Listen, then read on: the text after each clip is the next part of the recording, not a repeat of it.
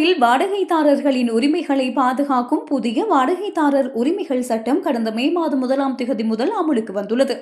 1980 ஆண்டுகளுக்கு பிறகு வீட்டு வாடகை துறையில் கொண்டுவரப்பட்டுள்ள இந்த மிகப்பெரிய வரலாற்று சிறப்புமிக்க மாற்றத்தால் நிலப்பிரபுக்களை விட வாடகைதாரர்களின் கை ஓங்கியுள்ளது. இந்த புதிய சட்டத்தின்படி பிரித்தானியாவில் நீண்ட காலமாக நடைமுறையில் இருந்த குறிப்பிட்ட கால வாடகை ஒப்பந்தங்கள் முற்றிலும் தடை செய்யப்பட்டுள்ளன.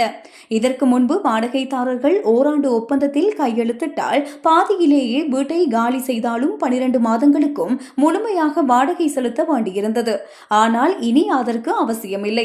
தற்போது அனைத்து ஒப்பந்தங்களும் தொடர் கால முறை ஒப்பந்தங்களாக மாற்றப்பட்டுள்ளன.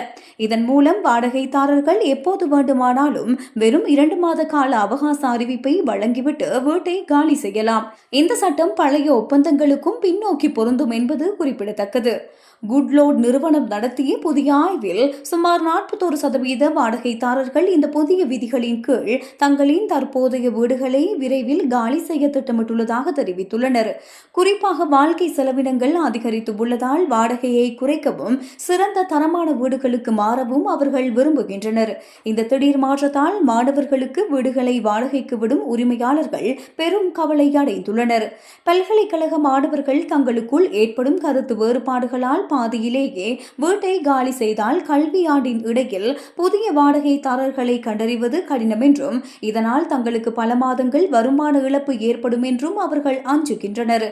ஜூலை மற்றும் ஆகஸ்ட் மாதங்கள் பொதுவாகவே பிரிட்டனில் புதிய வீடுகளுக்கான தேவை மற்றும் வாடகை விலை உச்சத்தில் இருக்கும் காலமாகும். இச்சமயத்தில் ஆயிரக்கணக்கான வாடகைதாரர்கள் ஒரே நேரத்தில் வீடுகளை மாற்ற முயல்வதால் சந்தையில் வீடுகளுக்கான தட்டுப்பாடு ஏற்பட்டு வாடகை கட்டணங்கள் மேலும் உயரக்கூடும் என பொருளாதார நிபுணர்கள் எச்சரித்துள்ளனர்.